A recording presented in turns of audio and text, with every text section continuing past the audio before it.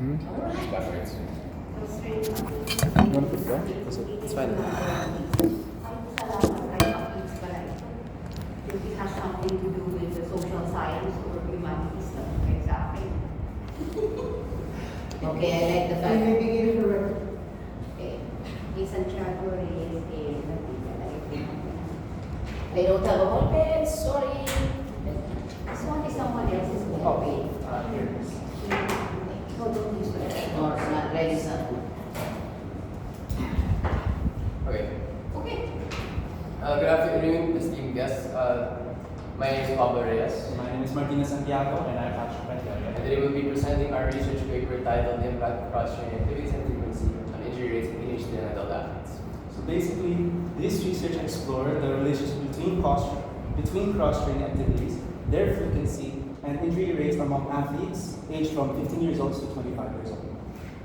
Cross-training involves engaging in activities outside of an athlete's main sport, such as soccer, basketball, futsal, and other sports like yoga as well, helping to balance muscle groups and prevent overuse injuries.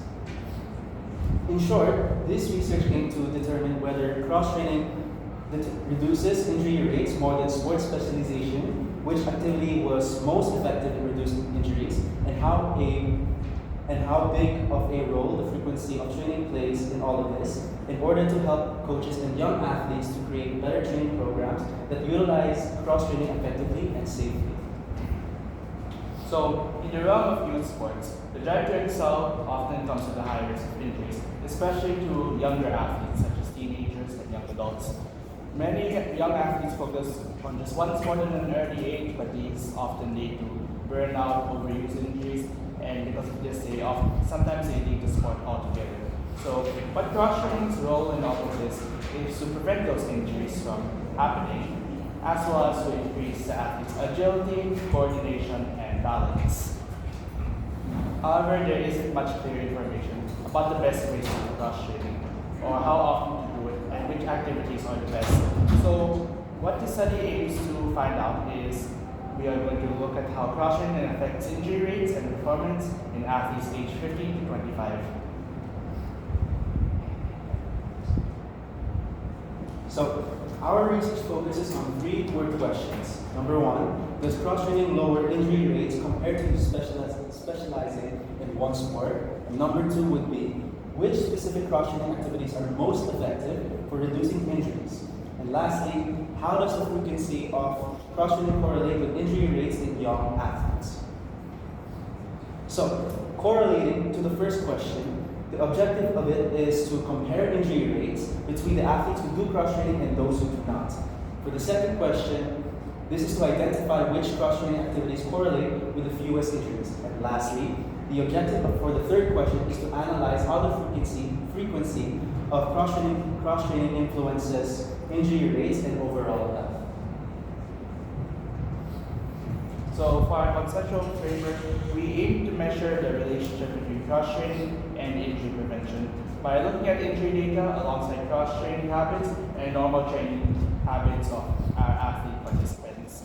And we aim to amass how much cross-training reduces injuries of these athletes. So our study is significant in two ways. Academically, it'll add evidence to the benefits of cross-training for young athletes especially. And practically, it'll guide coaches and trainers on how to structure training schedules and programs to further prevent injuries and improve performance and ensure long-term athletic development. Injury prevention is critical for the long-term health and success of athletes. So identifying effective training practices can increase athletes' longevity in their sports.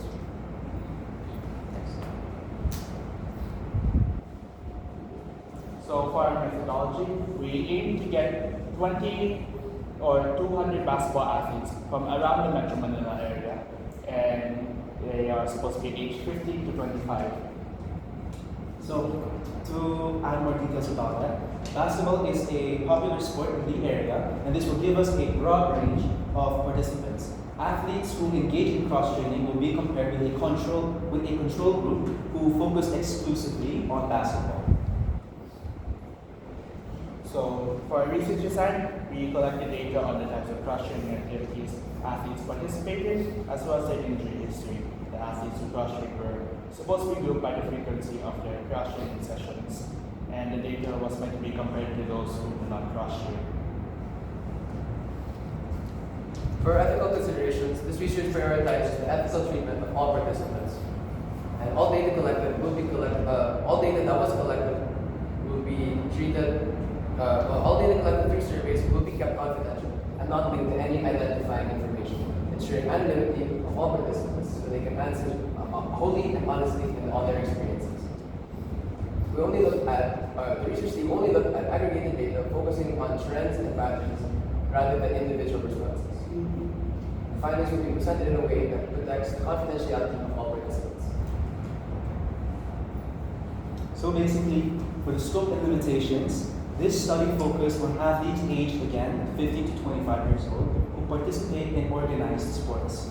A limitation of our research may be self-reported data, which could introduce biases. Another limitation is the inability to control for external factors like coaching quality or the athlete's adherence to cross-training routines. So why this research matters is by investigating the impact of cross-training, we hope to provide valuable insight to young athletes and how they can stay healthier and perform better in the long run. And this research has the potential to shape how training programs are structured, ultimately leading to athletes having a more successful and long-lasting career. Okay, so for our data, we got 11 participants, but from those 11, we had to filter out 3 who data that cannot be used. And so 25% of our respondents, who make up 2 people, are non-cross-training athletes, while the rest, 75 who make up 6 respondents, make up the athletes who do cross-training. So from the data of our non-cross-training athletes, their mean is 2, their median is 2, and their standard deviation is 1.481. There's no mode because there's only 2 participants and there's no reoccurring variables. So from the data of our cross-training athletes, they have a mean of 2.67, a median of 1.5, a mode of 0, a standard deviation of 3.78, and the most common injuries among them are knee injuries, ankle injuries, and finger wrist injuries. So the data of our cross-training habits of our cross-training athletes are that volleyball and ultimate frisbee are the 2 most common cross-training activities among our respondents.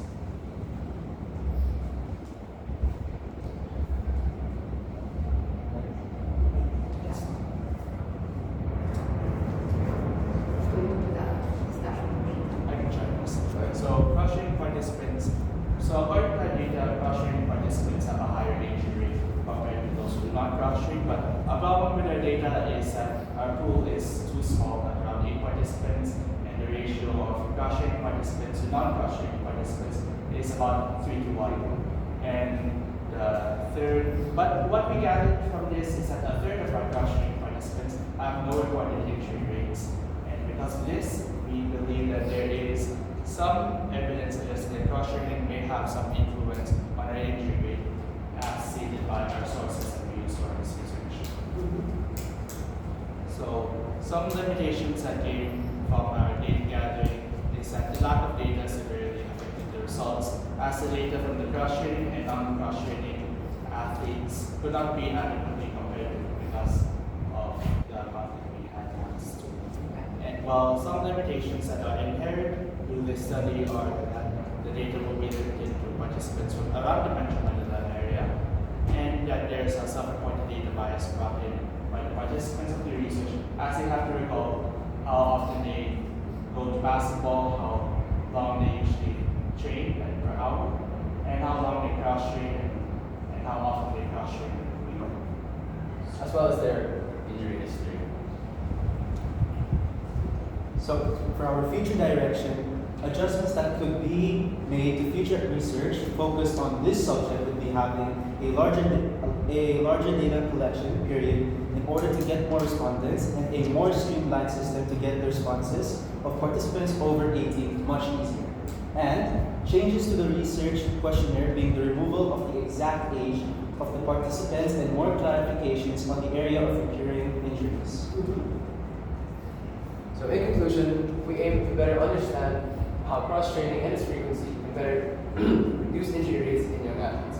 We hope that this research can serve as a guide to coaches, trainers, parents, and athletes in creating safer and more effective training regimens. Thank you. We will now be open for questions. Okay, I have a question. Yes. Based on your findings right now, because you haven't expanded your research yet. Yes. Based on your data right now, your findings, are you going to recommend cross-training? Based on your data right now? Based solely on our data, because of the Because we limit it now, just your research. We don't, because you haven't done it yet in a bigger scale. So I was asking is, based on your findings right now, based on your data right now, are you going to assume that you will recommend the cross-training? Okay. In my opinion, Yeah. yes, because other than the supposed benefits of lower injury rates, there is an increase in the athletes' agility, coordination, and balance. And if you look at the table from earlier, you can see that it's mostly. And if you compare the tables from earlier, you can see that they're mostly the same, except for that one exception, which is like 10 injuries. But injuries total to like 3 to 1, and injuries for non-crushing athletes are like 3 and 2. So for now, we cannot say that there is any significant difference. But from what we can see, given that there are 2 athletes who reported 0 injuries within the past 2 years, I would say that it is better to at least try cross-training. I'm just asking based on the data that we have, not based on the data later on. later Just on now. or anything else. Okay. I'm just giving you an idea what you will be going to recommend when you continue to study this. Yes. I would definitely recommend to do cross training because yes, besides of it trying to reduce the injury rates, it does again like Patrick said, not just the agility but your overall performance as a person who does sports on a daily basis. Because if you put it into example, let's say you're doing basketball, right? Yeah. And if you want to jump higher, you have to do trainings that correlate to jumping higher. And what sport that mainly does that would be the trainings of volleyball. And then another example would be football, which is running. So if you want to run faster in basketball, you do the trainings in the routines of a soccer player. You see, you have an idea where you're going. Yes. Yes.